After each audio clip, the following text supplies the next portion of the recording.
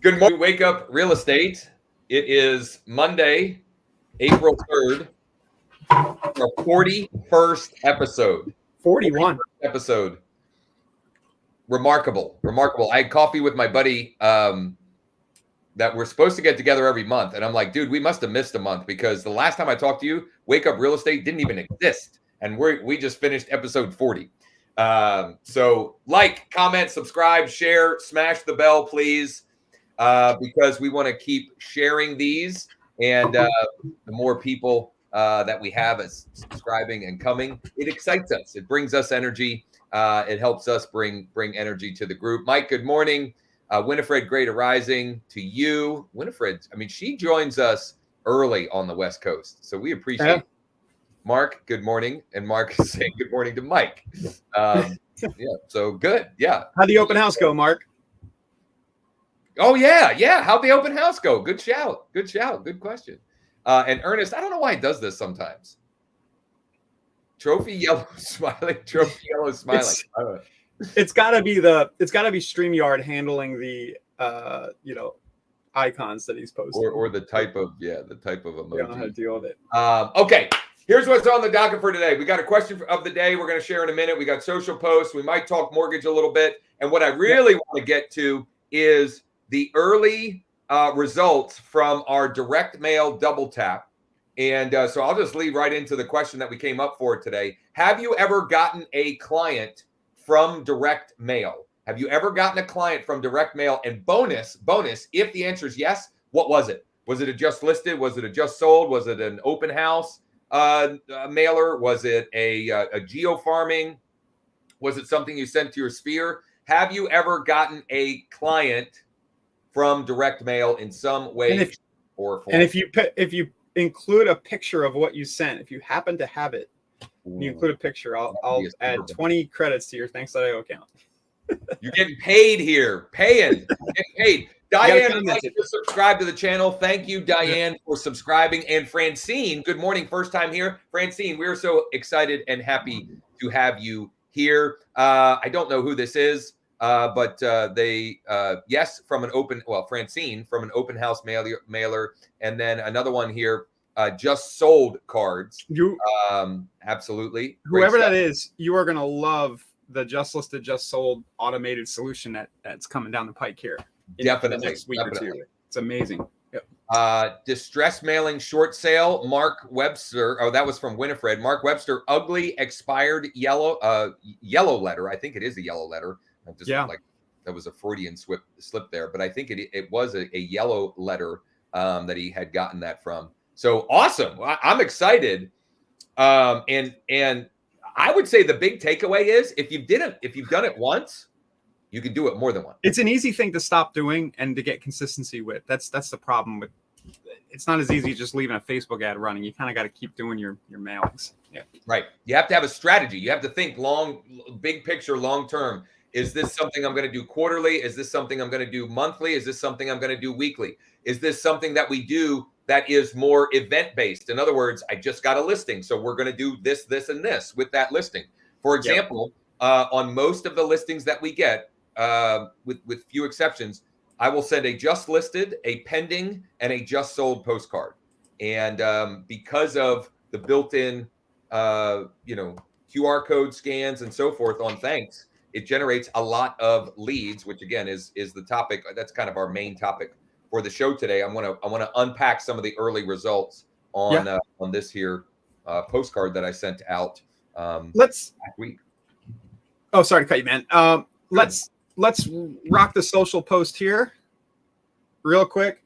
I got really good engagement, Josh. Like a week ago, I did one of these posts where I circled in red for whatever reason, and it got strange engagement. I think I mentioned like the highest price listings or something like that. So I did a few of these. I think that one that you're referring to, just because I want to give a call back to this. It was either Thursday or Friday's episode, so either 39 or 40. And if I remember correctly, it was the lowest priced multifamily. Yep. And it was a screenshot of 3, including the one that was the lowest and then the next 2 highest priced. Yeah, it got really good engagement on the company Facebook page relative to other posts. So I did it again, and it just said a few of these still exist. Smiley face, Pinellas County condos priced under 100K. Shoot us. And now what I've been doing, Josh, is shoot us a message for the list, and we'll also send over a few investor-friendly Pinellas condos. I'm kind of liking you got to ask me for this thing instead of clicking over to the website right now. So mixing that in. And then what I noticed today, and you probably were aware of this, but it's something that I had forgotten, is when you do something like shoot us a message, Facebook has some bot that pops up and it says, hey, do you want to include the send message button? And it's kind of grayed out here because I'm acting as the page. But it gives you like the direct send message button as part of your post. So it makes it easy for people to unpack this for those that got lost, because even I, as Ryan was, so this is on a business page, right? Yeah. So Ryan noticed that the engagement on the social post of the day on the Forever Florida real estate, I have to say that slow, otherwise I end up tripping over my words. So he noticed that when he did one of those last week, where there was the one right there was higher than normal engagement activity on it. So find what works and do more of it. So he did another one. And then when you create a post that is an image post, it will ask you, well, actually, it'll do two things. If you put a link in the text and you don't make it a link post, it'll say, do you want to make this a hyperlink or whatever? I forget the language. But in Ryan's case, it asked if he wanted to add the ability for the user to send a message right in there. And so that's what Ryan added. And then, Ryan, I think you were saying something about that message, right? You can even customize that message. I don't know if you can. I did it quickly, but it says send message. What I was saying was that I thought it was popping up because I said shoot us a message. I thought it picked up the language, and it like suggested to me. It was like, hey, you can add a button to this so people can message you. So just a thought. You can play with that, guys. This all falls into just creating the direct conversation with somebody about real estate, and there's no easier way than just them shooting you a Facebook message. And the macro lesson is, when you have something that works, like many of you have shared, ways that you've gotten business from direct mail, just do more of that stuff. Do more of that stuff, right? Put gasoline on the fire. And I often forget that too. In fact, I sent Ryan a video this morning detailing something that was working awesome for me. That we've been talking about how to do it. And you have already done it. I've already done it. I did it pre-pandemic. And it was working. And then, it was working so well, I stopped doing it, which is, dumb. But, we all do it, right? We all forget, I did that thing and it worked really well. And then we get shiny object, or we get distracted, or whatever. We get busy, and then we forget, if I just want more of this result, I should do more of the thing that I already have proof generated me that result. I think a lot of us end up in this industry because of our ADD. It's not. Yeah. Well, so it's not an accident. You know what's so I have, Ryan's probably sick of me talking about this person, and I've mentioned him several times here, but I've been, I listen to videos and content of Alex Hormozy every single day. And one of the things I was listening this morning, he mentioned that oftentimes is what gets us into the industry or the business that we're in. This idea of shiny object syndrome. But to succeed in that, you have to learn, you have to figure out a way to rid yourself of that and put blinders on and just focus on what works. And it's way easier said than done. Way easier said than done. Josh, maybe we should stop talking about all these different ideas and just do the same idea every day. The show would get boring though. It would get boring, but yeah, who knows? But actually, what's interesting though is you just illustrated the fact that that's not accurate, because you took the same idea with different, anyway. Soledad, do you recommend sending just sold postcards for a listing in an area that I don't normally farm? Only if you want more business in that neighborhood. So if you don't want any more business there, no. If there's any, and why I say that is this. I'll give you a very personal example for myself. A couple times over the last 12 to 18 months, I've just kind of randomly gotten listings One from my my dad and brother who own an auction company. They referred a listing, and I forget where other. Oh, another one was from a past client. It was a property that was like a second home. It was like a recreational cabin. I don't want the one was like 75 minutes away. The other one was like 65 minutes away. I was happy to help them. And, I was able to sell them, but I don't want more of those. Okay. So in that instance, I didn't send just sold postcards. But if it's in an area or a neighborhood that you want more business, who cares if you're not normally farming it? Try and uncover the other opportunities of the low-hanging fruit. If you just had a sign in their neighborhood that on some level, conscious or subconscious, like they're going to recognize your name when they then see the postcard. And it's amazing. It doesn't take much to feel like you're the neighborhood expert. Yeah. You just got to do it twice while everybody else does it once. Yeah. I mean, and all of a sudden you're like, oh, and especially like if you get a second listing in that neighborhood, half of the neighborhood's going to think, oh, she must be the go-to agent. There was an agent in my neighborhood who I'd never heard of who all of a sudden had 4 or 5 listings, and it had to be a mailer. There's no other explanation. It's not like she had 5 friends who lived within 4 blocks. So it was, or she did a bunch of door knocking, which, yeah. Ryan, another comment for Soledad. I would just say, like, if you have somebody in your office or a partner nearby, just keep sending it. But if you know somebody who will co-list with you, who will do some of the local legwork, that's another option too, another consideration. Totally. She said, why did I post on my business instead of my personal? I've been just posting on both my personal and my business, just because of I asked Delia if she wanted me to do that for the local office, and you can post the same content. Yeah, the reason why I highlighted is because I didn't want some of you to go to his personal and say, well, this didn't get that much engagement. What he was referencing was the engagement from the same post. It was the same content. It just was on the Forever Florida real estate business page, which quite honestly, that's where I post most of my social posts of the day are on my business page. And then occasionally I will share them on my personal page. That page, guys, is actually an example of a page. The reason I'm posting more on it, it's a page that gets fairly good engagement because it's been consistently posted to for years, not frequently, maybe 2-3 times a week. Delia does a good job. And I've noticed it gets good engagement because it is really well built organically. So I was like, let's post more stuff.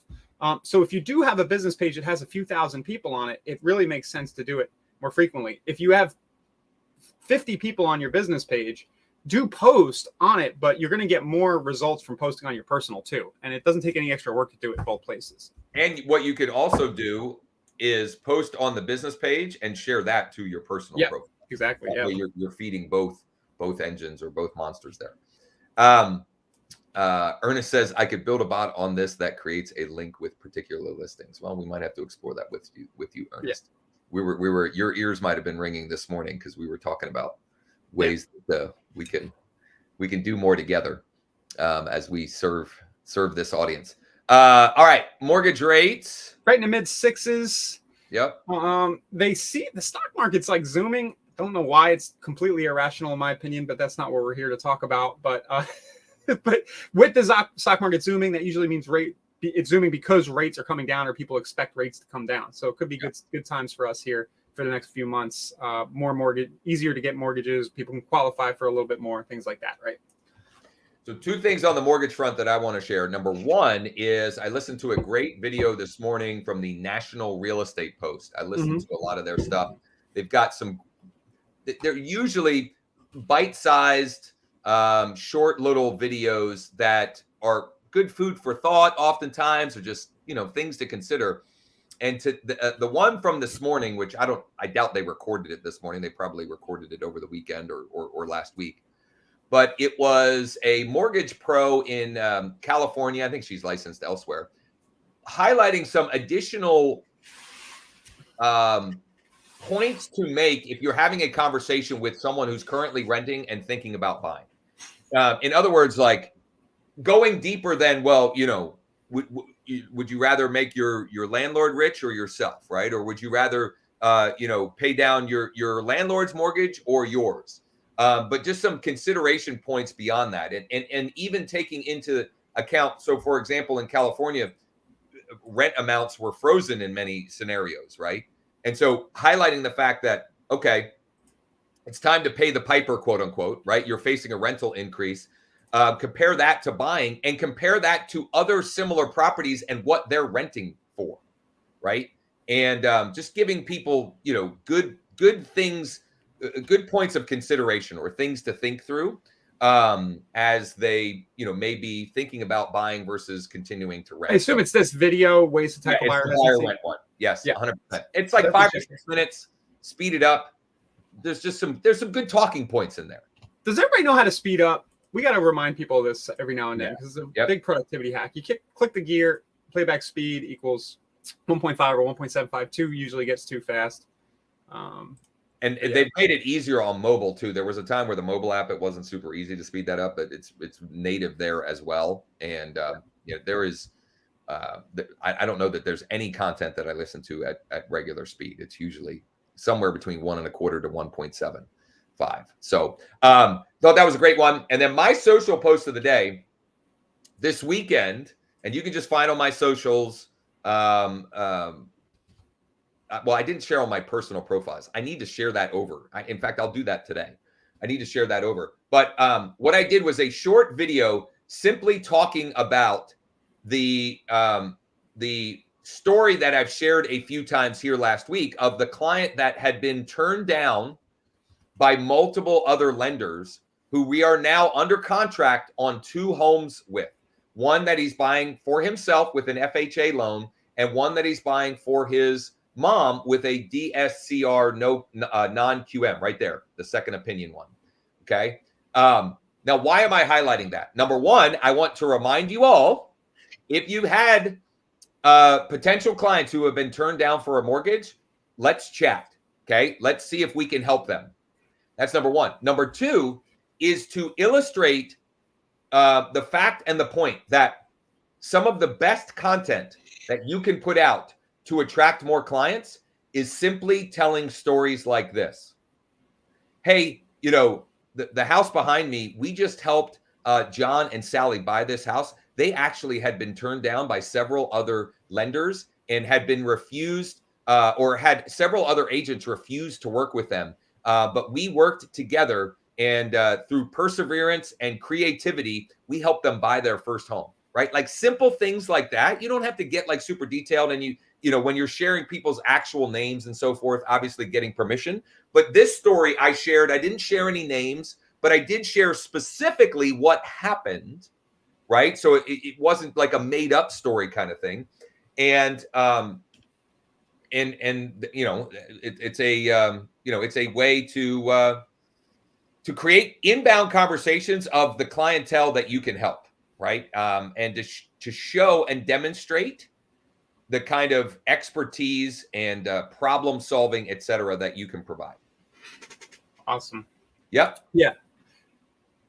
John's asking, is there a way to do just an impression ad where they can just call your phone number? You still have to pay. There is a call objective when you create the ad. If you do a regular traffic, test on that last week, I would say not worth. I struggled with it. I struggled with it too. The Google is good, but you're going to pay, between 10 and 20 bucks a call to do Google. We've been dabbling with that. Oh, with Google, yeah. I got 3 calls from $200 on Facebook, and 2 of them were low, like wanting a 1-bedroom apartment. Yeah. Better. That money is better allocated elsewhere. And John, this is a topic probably for another day, but on people not returning calls, I think a lot of what Josh and I are trying to do is set things up so that they are just calling you when they're ready. But there's a lot of kind of work that goes in between the ad and that point, in between those two things where they get a lot warmer and then they'll return your call. Like Josh, I'm sure if you called a few people on your list who've gotten an email or a text from you every week for the last year, they'd probably return the call or at least return an email if you were very specific.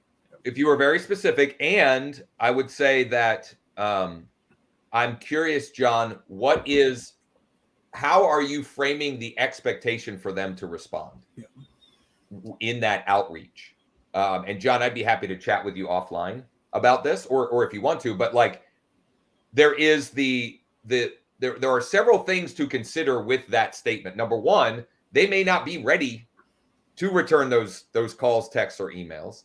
Number two, have you given them a legitimate reason through what you're providing value-wise? And number three, are you giving them a legitimate call to action, which would be a reason for them to respond? And it can be a vague, curiosity sort of based ask. You know, hey, I've got a quick question I'd like to ask you. Right? It could be vague, or it could be more specific, where you say, we just helped this client with this special financing program, and I thought of you. Call or text if you'd like more information about that. And that wasn't a great example, but like you can do vague, but the more compelling is if you can weave in a very specific, unique value proposition as well. Yeah, and I'll try to help live. It's hard to do without knowing the full situation. But if they are, if you're talking about local builders, one of the hooks just might be, I know about a few rebates that builders are offering. Would you be interested in learning more about those? Something like that. But it's gotta be like pretty like something that is a lot of benefit to them. You got to push the greed gland. Yeah. In most cases, that's one of the best ways. And I've never heard that before. There is no way to pull you on here, but let's chat today, and then we can close the loop tomorrow, where I can share maybe some of what we come up with together with you. So John is doing some good things here. The ad was about builder closeout homes with special incentives. Contact me today for a showing. Now, here's one. This is like a little thing, but it makes a huge difference. The words that you use matter. Contact me today for a showing. Call or text me now to schedule your private VIP tour. Yeah. It's the same thing, but words matter. And also, private VIP tour, it just seems different. Yeah. On that lead, you probably do really well with a video of you after they opt in, just explaining what your list of special incentives is about. With a call to action to click below to schedule a meeting with me, maybe a Calendly link or a phone number. Then when you do the follow-up, via a drip email or a text, maybe a few hours later or the next day, they've already kind of seen the message and they've gotten to know you around that idea. A lot of people might not be replying because they still don't know who you are. Yeah. And so John also said I was offering cash back too. So call or text me today to schedule your private VIP tour. In parentheses or PS, don't forget to ask me about how you can get X amount of cash back when using me to purchase your new home. It's a fantastic hook though, Josh, right? Yeah. Like that's it's wonderful. We can help you make that work. Right on. Yeah. Winifred, we are so grateful and thankful. She said, I now have 3 clients working with our virtual mortgage partners team at Nexa Mortgage. And Winifred's actually in California, but all of the loans are on the East Coast. Well, what? Yeah, just people. I think she has one who's moving from California to Florida or something like that. It's just, her network, which you all have here. You all have networks well beyond your area. And we live in a world now where it's easier than ever to make connections and to structure or share referrals and for everyone to be a rising tide that raises all ships. So a rising tide. Winifred, feel free to send those Cali people trying to escape those taxes down here to Florida. We'll help them out for a nice referral fee. Yep. All right. So we've taken long enough to get to the actual topic at hand today that was on the thumbnail and that we've been talking about a lot, which is the direct mail double tap, the results so far. Now, in the description, wherever you're watching this, in the description is a link. No, there isn't. I didn't put the actual dang link. Oh my goodness. I put the description, but I didn't put the link to where we have the mini course for the direct mail double tap. So we'll get that added to the description. It's not there as a live session. It's in the sidebar of the site. Yes. So hold on. Let's show that. This is where, whoops. I know. Here we go. So it's in the sidebar of the wakeup.real estate site. Okay. So it is there for you, but I meant to put it in the description with these live videos. Yeah. And I got distracted. Too many things this morning. Anyway, that's where you can find the mini course. We'll make sure to get it added to the description. The mail started to land on Friday and over the weekend. And so just some of the early results, and these results will continue to climb, right? I mean, you get a spike at the beginning and then some that trickle in. But I've sent out around 700 of these little postcards, okay? About 700 of these little postcards. And so far, we've gotten 8 unique scans. I'm sorry, 18 unique scans, 18 unique scans, which I don't know what percentage that is. I did it real quick this morning. It's like 2.5%, which that puts you right in where that's a successful mail campaign at a baseline.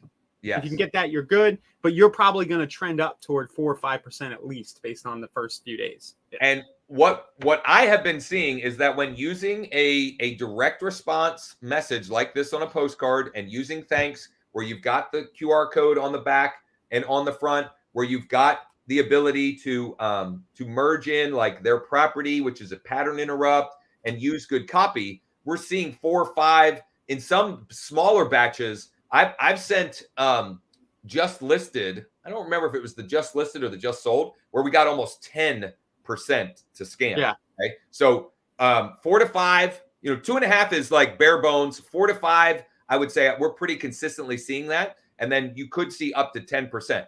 Now, what's happening? Okay. Well, actually, one more bit of math of note. So 18 scans. I did the math. It was from 500. The actual cost was $543, which means right now and I would call these hot seller leads or warm seller leads. That's $30. Okay, that's $30. That's not. I mean, that's not too bad. I call them lukewarm, but they're warm for you. They're warm because you have such a sophisticated disposition process in place.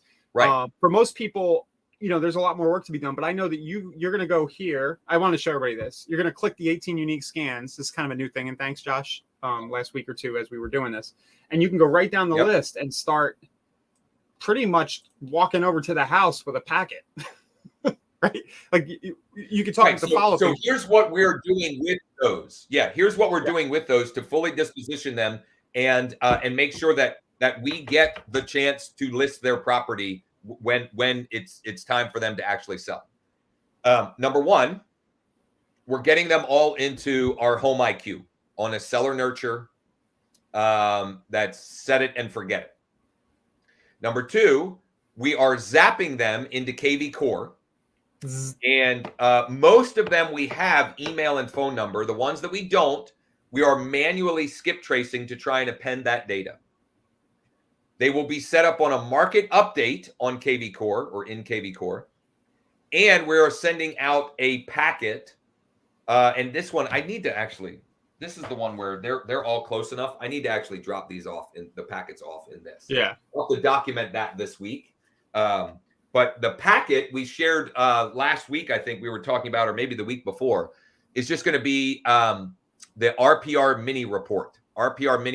And I'll do that plus an actual printout of the recent transactions.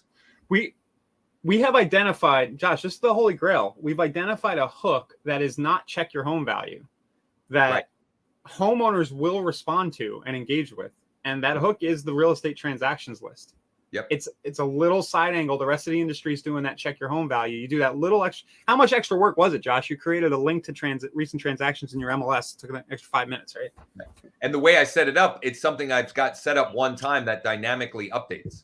Yeah. It dynamically updates and in real time as more. And you know what? This is not to toot our own horn, but this is just a variation of our Just Sold campaign that I would say that we were probably the on some level like the creators of 10, 12 years ago, right?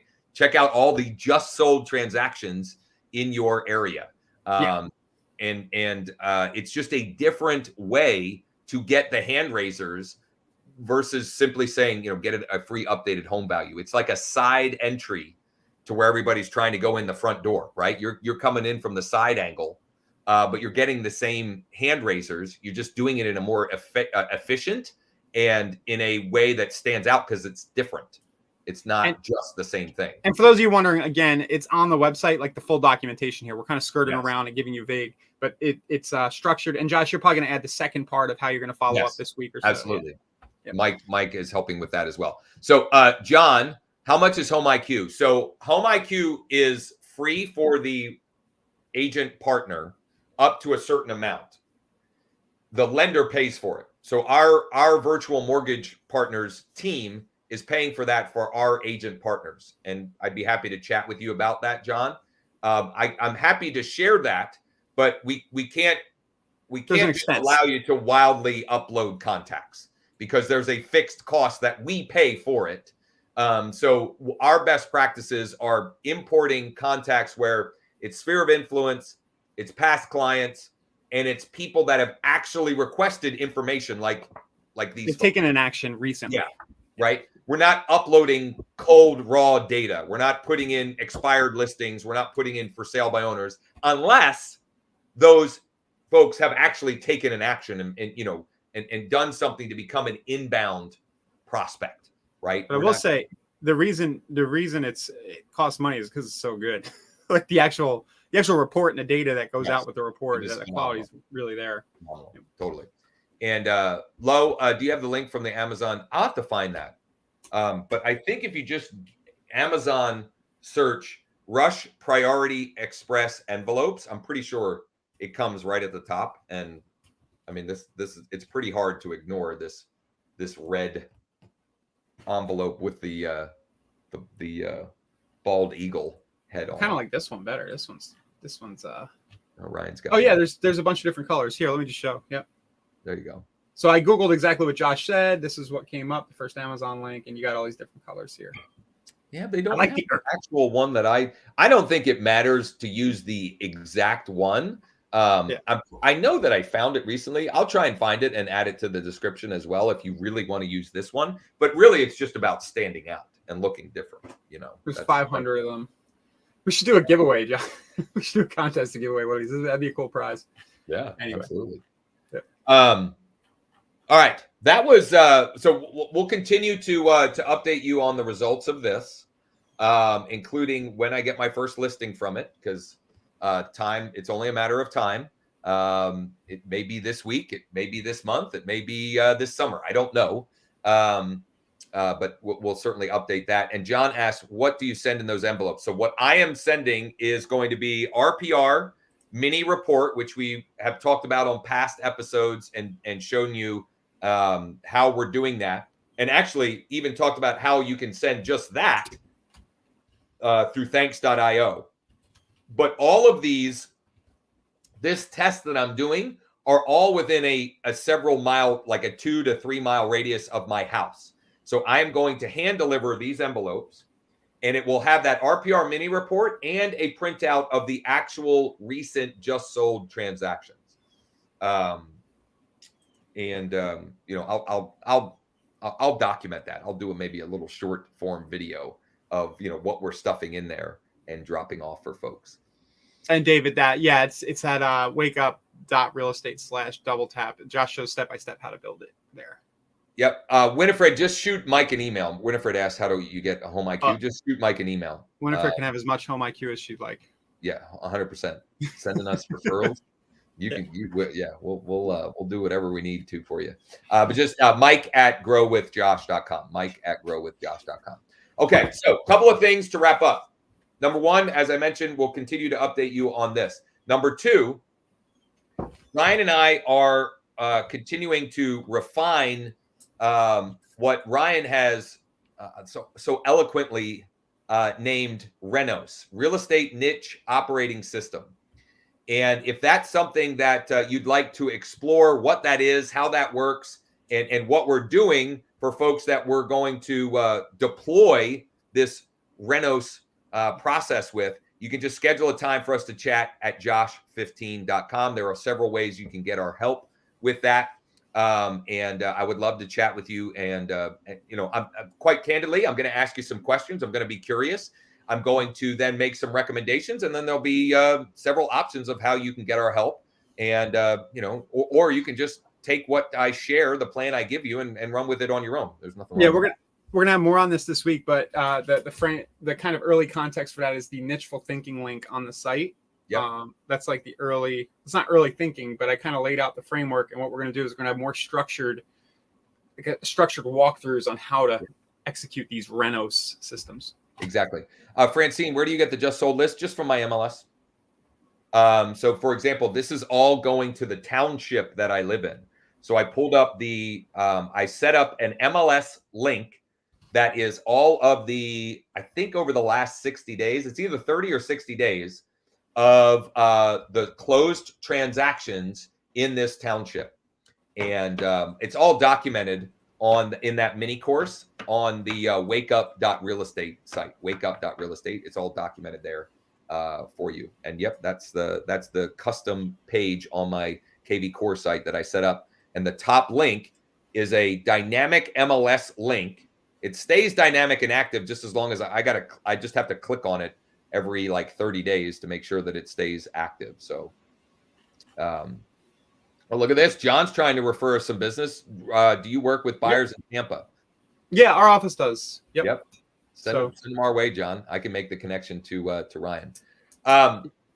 So Renos, the double tap will keep you informed on that. Tomorrow is Texting Tuesday. So we'll have some good script for you to rip off and deploy for yourself. And Mondays, right after these live sessions at 11 a.m. Eastern, I do a Monday marketing mastermind. And today's topic is retargeting. And retargeting falls right into the Renos protocol. It's a piece of a bigger view. And so if you're interested in that and a simple sort of playbook for how you can get started with retargeting and what platforms to consider retargeting on, etc., you can join me for that. It's a little bit more intimate. In other words, it's a Zoom room, so we can interact a little bit more easily. And it's growwithjosh.com/huddle. growwithjosh.com/huddle. And Ryan, anything else before we wrap and let everybody get to it for the day? I'll just tease. I'm still playing with the site overlay thing we talked about last week. Yep. And this got a few. We're asking for a thumbs up or a thumbs down. It just popped up on your site and reminded me of it. And it's pretty interesting, Josh. Like a few people have thumbs up or thumbs down. So you kind of have a few leads to follow up here, like Terry. You can follow up. They want the list. And great. Then this little site tracking thing is showing us. We'll have to talk more about. I think I'll be ready to talk a lot more about this tomorrow or Wednesday. Yeah. But look, what I find most interesting. This has only been on your site segmented since like Friday or Saturday. You can see the people who are coming back every day by the web session count. Oh, look at that. So these are your hot leads, right? I don't know if you know these people, but seriously, I can't really see some of the names, but I need to dig in and. Yeah, you go into KV Core and start seeing what's up with these folks. Maybe give them a call if you want. Yeah, because they're coming every day, and you can see their session counts and their history and all that stuff. So we'll be talking a lot more about this. Yeah, this will be an integral part of our Renos protocol. Is using first-party data in a way that helps you more strategically when you invest your time, energy, and effort. So, for example, those four that Ryan were highlighting, the easiest thing that I can and will do, I'm saying this publicly to make myself accountable, is send them a video message. A personal video message by email and text. I will be doing that this afternoon with all of those that seem to be more engaged. They're coming back multiple times. That's a great way to follow up with folks. Most of our CRMs can do some of this stuff, but there are these engagement enablement platforms out there that just take it like way to the next level. I think it's gonna make a lot of our lives easier as we engage with these things. Definitely. You still have to do the work, right? You still have to do the work, which is why I'm holding myself accountable by saying it publicly, and you all hold me accountable. Ask me tomorrow to share an example of what I sent. That way, A, it'll make great content for this, and B, it'll add a layer of accountability. How often are these calls, and at what time? Well, that's a perfect way to wrap it up. These shows, you teed it up perfectly. these shows, at least at this time, until further notice, are every morning at 10 a.m. Eastern. Every weekday morning at 10 a.m. Eastern. Every weekday morning at 10 a.m. Eastern. Although, Ryan, I think you have some training that we may have to adjust. No, I had the wrong time. If there was a time zone thing. Yeah, so we're good this week. I should have known that. Yep. Can we see the message you're putting on the postcards? Yes, Brian, that's in the mini course. It's literally exactly. We show you right on the site. Yeah. Yep. Exactly. Yeah, you can copy and paste it. In fact, It's Brian, this link right here. Yeah, Brian was part of the impetus of me documenting this for everyone, so they could more easily swipe and deploy. And Brian, it wasn't you. We missed connection on doing a thanks that I walk through or postcards. I responded to a few of your emails. I don't know if they're going to spam or whatever, but I would be happy to meet with you and get that set up. Totally. Brian wants to start with a test of a tight little community of like 100 homes, and that would be really cool to see and document that over. If we send X amount of mail to this small little audience over X amount of time, because then he has other communities that he wants to replicate and do the same thing for. So I think that would be great. Got it. Okay. Awesome. So we'll be back tomorrow, same time, same channel, etc. Please continue to like, comment, subscribe, and share with others in your office, in your brokerage, in your sphere of influence, right? Your realtor partners that you love to party with when you're out at events together. Please share the love. Our next big target is 1,000 subscribers. So please help us get there as quickly as possible. And if you're listening on your favorite podcast platform, please subscribe, rate, and review there as well. And we'll look forward to seeing everybody tomorrow for Texting Tuesday. See you guys.